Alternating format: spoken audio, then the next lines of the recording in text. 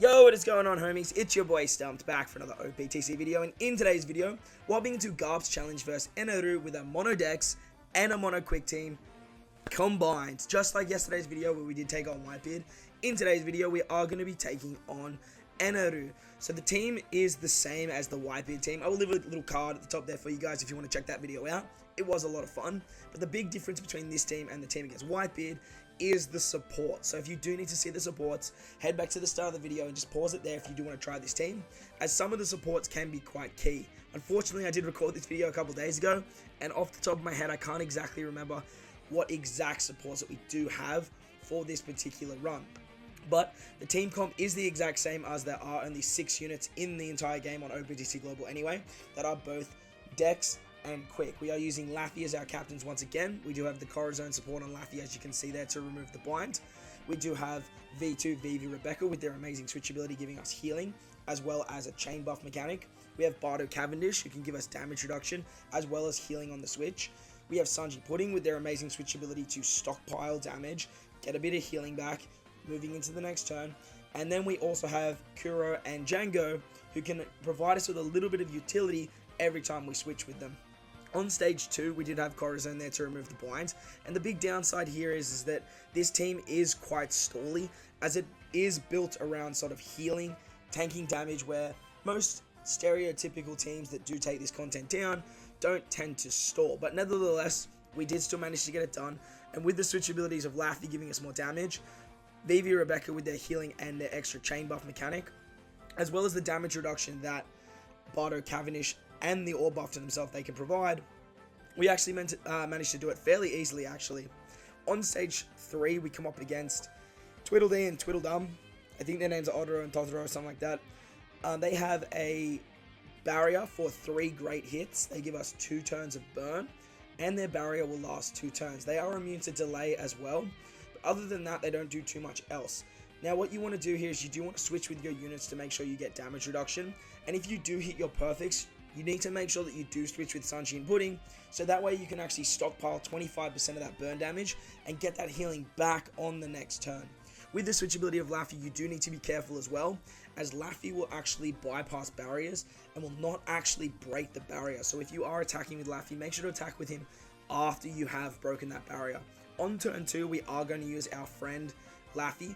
That way we can give ourselves an orb buff, and with their amazing switch ability, giving them 2 times attack means that they can hit ridiculously hard. Make sure they do hit at the end of the chain, as you do have that chain buff mechanic from Vivi Rebecca. On to the next stage, we come up against Wiper and 2 of his Skypiea friends. The guy in the chef hat can actually be on a 2-turn cooldown, but when you do enter this stage, you do get a little bit of a HP cut, and they do give themselves 4 turns of attack up, so they do hit fairly hard. Wiper will always be on a 2-turn cooldown, however, and the beautiful thing about running both DEX and quick units is we actually have color affinity on all of these particular enemies. As you can see, we can easily take out the units in the back and put a little pot shot into Wiper. On this particular stage, you do want to make sure that you switch with Sanji and Pudding at some point, as if you do take damage from Wiper, you just want to have access to actually healing that back. And with the switch abilities of Bardo Cavendish, you can actually tank quite a bit of damage, as well as do quite a lot of damage with their 1.5 times orb buff, as well as Luffy's 2 times attack. When you are in the raw variation of Luffy as well, you will sacrifice just a little bit of damage, but you can get quite a lot of healing back by hitting perfects, which is really, really nice, as it can actually keep you alive, and keep you at a nice chunky HP pool. We are actually going to take a shot again from Wiper on this particular stage. He'll go back to his 2-turn cooldown, and we'll finish him off on the next turn.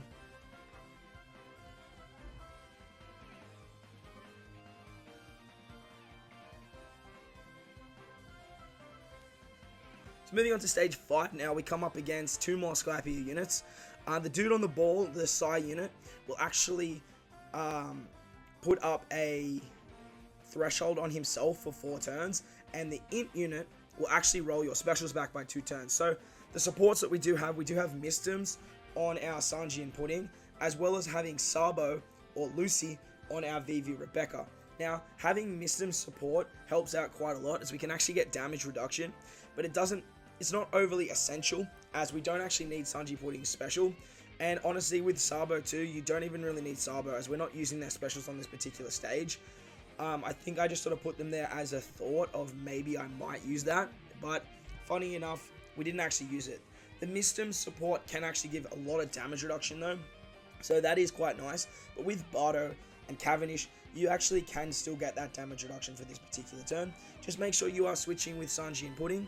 That way you can guarantee yourself that 25% healing.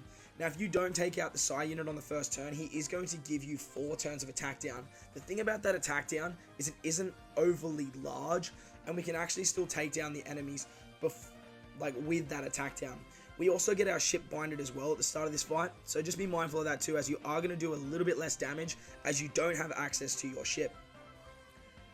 Over the next 2 turns, basically when the attack down gets down to 2 counters, that's when you're safe to move on.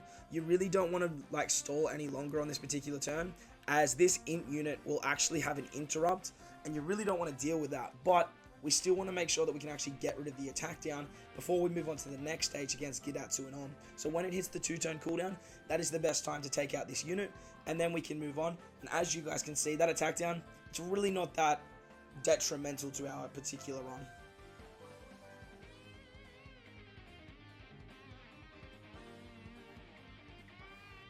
Moving on to stage 6 now, we come up against Gidatsu and Om.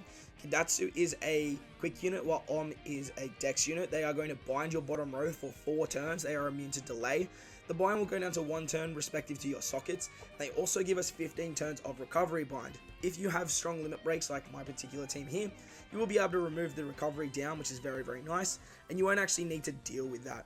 Remember, on the Eneru fight, when you move onto the Enel fight, Enel will actually turn into the opposite color to whatever your captain is. So just be mindful of that, but because we have access to both dex and quick units, it's not that detrimental, as we actually can take advantage of Enel turning into a quick unit, or Enel turning into a strength unit, or Enel turning into a quick unit. Words are hard today. Moving on to the final stage, because we are the dex variation of Luffy, Enel is going to turn into a dex unit. He's going to stun our captains, and as well as give our sailors 3 turns of special bind and 3 turns of sailor despair. Normally that can be a bit of an issue, but with the switchability of Vivi and Rebecca, as well as utilizing their special, we can actually remove the special bind on our crew. However, we are still stuck with that little tiny issue that is the stun. But with this particular team, we can actually get around the damage reduction, which is the big thing, and the defense up is really not that high. Unfortunately, we are going to have to stall the first 2 turns, so we do take damage to remove the stun, and then Enel is also going to give us 1 turn of despair. This is where the special of Django and Kuro becomes very, very strong, as they can actually remove the despair, and with the support of, I think they have Chopper, we can actually get color affinity to our cerebrals as well as our quick units. Oh, we have Robin. So we have Robin on this support there. So Robin gives damage reduction. Again, not essential whatsoever.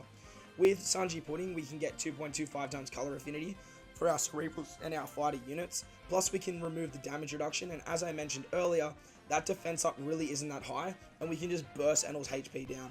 So there you guys go. That was the Dex quick mono 2-color run taking on Eneru. I hope you guys enjoyed this one, and if you did, make sure to go down there and belt that like button for me. And if you are new to my channel, you're enjoying the OPTC content, make sure to hit that big red subscribe button. But guys, wherever you are in this beautiful world, make sure to enjoy the rest of your day. As always, I thank you for watching, and I'll catch you all in the next one. Lights!